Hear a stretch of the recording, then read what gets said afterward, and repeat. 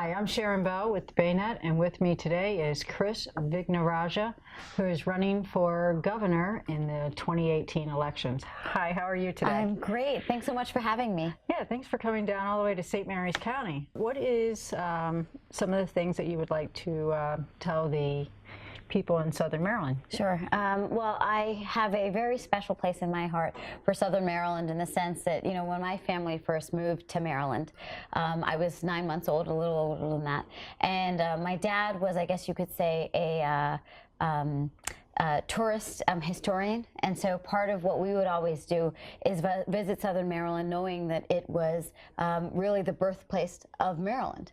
Obviously, we also loved the beautiful natural resources here, and so, you know, in my run for governor, I have been very focused on visiting Southern Maryland, talking about the economic opportunity.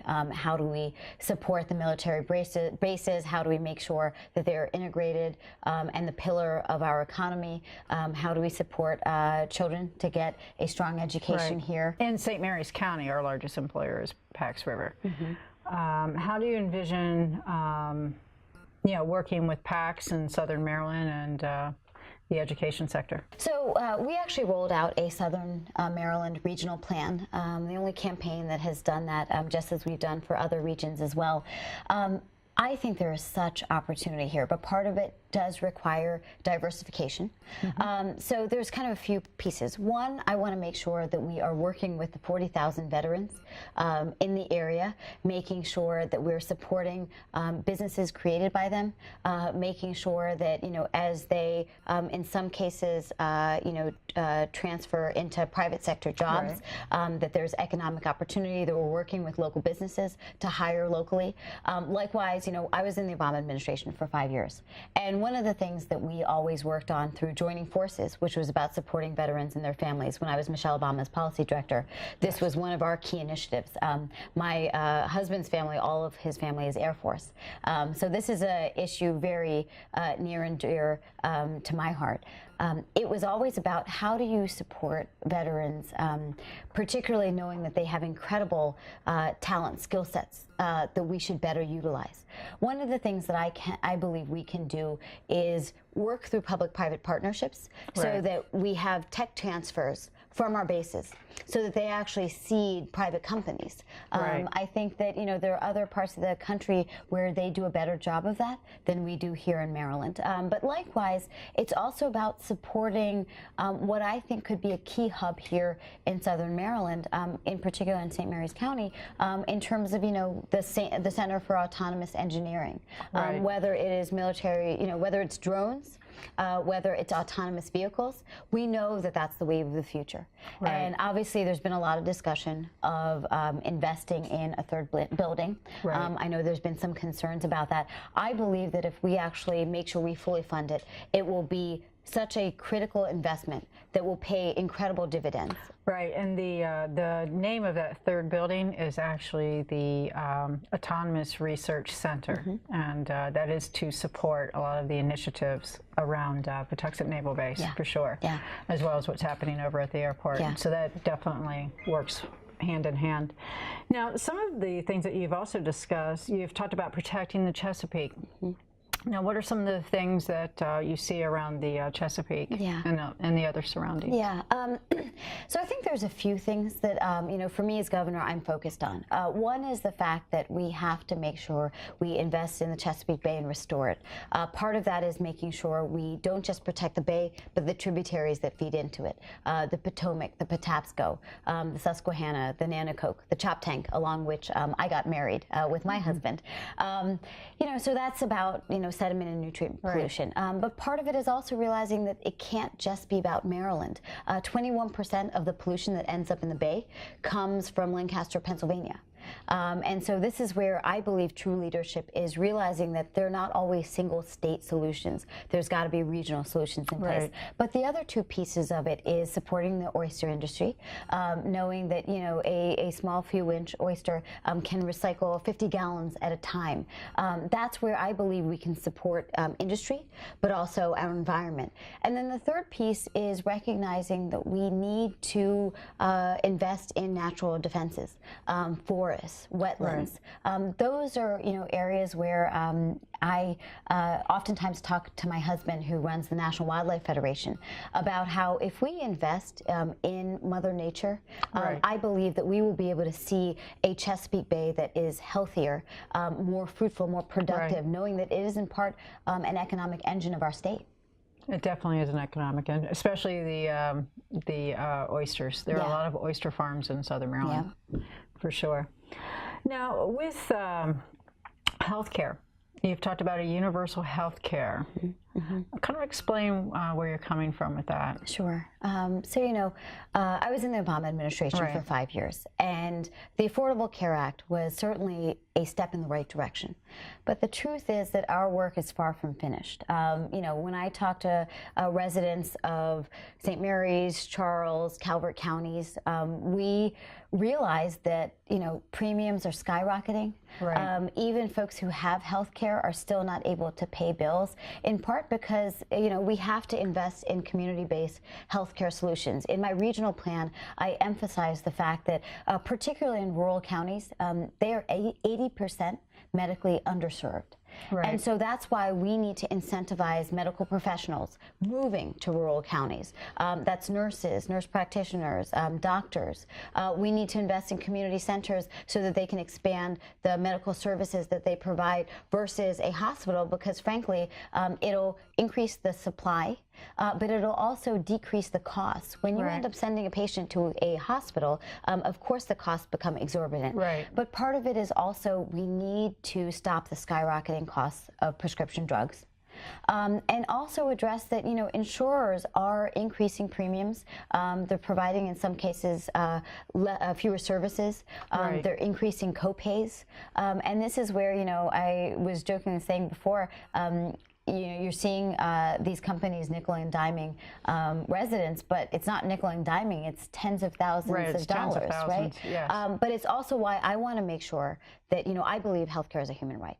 I want to make sure that every single Maryland resident has access to affordable quality care, and that's why we want to introduce a public option that will create a affordable quality health care that any person can sign up for. With affordable care, you think that this would be a state program? Yeah, a state program, but the other piece of it that is regionally specific is we need to have a regional Veteran Affairs facility that will create a full Veteran Affairs facility that will provide health care. Because, when you have such an enormous footprint here, between Pax River, but also Indian Head, that Southern Maryland has to be a hub when it comes to supporting the community. And that's where I think having a full VA is a real opportunity. That would be a good opportunity for this area. Now, with healthcare, a lot of the doctors are really having a hard time with the changes in healthcare. Some doctors, they will not even take insurance. I mean, there are several doctors that I know of that you can make an appointment if you pay $250 to go see that doctor, because they will not take any insurance at all. And that, I think, is a growing problem, particularly when you start talking specialists. If you need a specialist, a lot of them are opting out of the insurance, period. And I think that's going to be, it is a problem, and it's going to be a growing problem, not only for Southern Maryland, but I think the state and other states as well.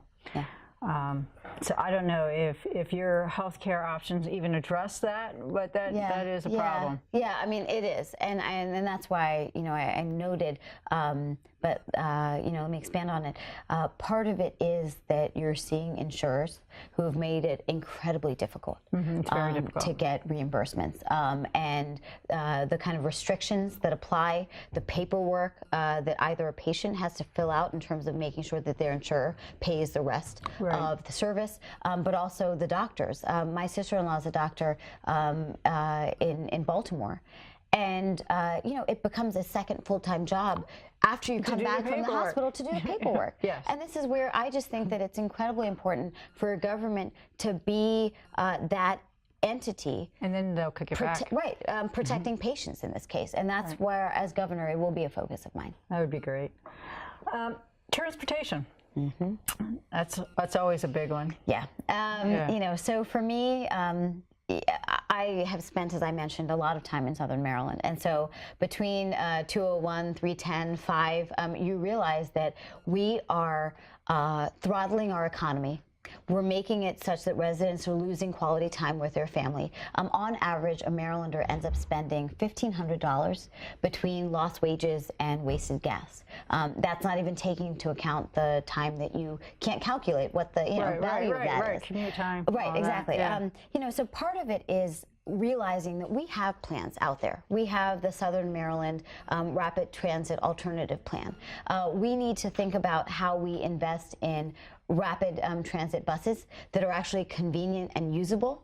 Part of it is we've got to think creatively about, light rail. I've been discussing how do you expand what exists in Prince George's County, even to Charles County, because that makes it more accessible. Even if you were to have a station in Waldorf, where yes, it still means that people further south are going to have to drive, but it at least makes a public transit option accessible. It would still save a lot of time, and it would still get a lot of cars off the road between Charles and PG County. Exactly. And DC. Right. But part of it is that's why I also want us to invest in our economy here, because I don't want us just thinking about how do we take employees here and make them commute to Washington, D.C. I believe we can have a thriving, diversified economy right here. And that's also about thinking about how can we make businesses move to Southern Maryland? How do we invest in infrastructure like transportation? Because that's partly why companies don't move. Part of it is also realizing that we're operating in 2018. How do we make, some companies that can be doing some of their backroom, we sometimes call it rural sourcing, where those kinds of jobs could be implemented here, especially because the housing is a little bit more affordable. Still I know affordable housing is a big issue. That's a big issue. Right? Yeah. But you realize that, that's a way that we can make sure that St. Mary's, Calvert, Charles County can compete with the DC Metro or Greater Baltimore area. Can you tell us a little bit about your experience and why you are running for governor? Sure. So I was in the Obama administration for 5 years. I served as Michelle Obama's policy director at the White House. Honor of a lifetime. I feel like sometimes we miss them more now than ever before. Before that, I served as senior advisor to Hillary Clinton and John Kerry at the State Department. Before that, I was the lawyer as well as in business. I grew up in Baltimore. Parents were both Baltimore City public school teachers. I'm the only candidate in the field who's the product of Maryland public schools from kindergarten through 12th grade. I know that in no other place in this world is my life story going from Woodlawn High to the White House possible. The reason why I'm running is because I realize that the opportunities I had growing up are no longer guaranteed in the same way to our children.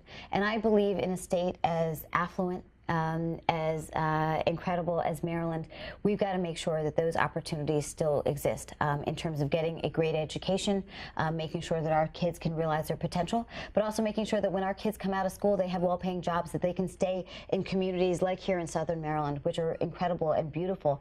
But I fear that we're not guaranteeing our communities the same opportunities.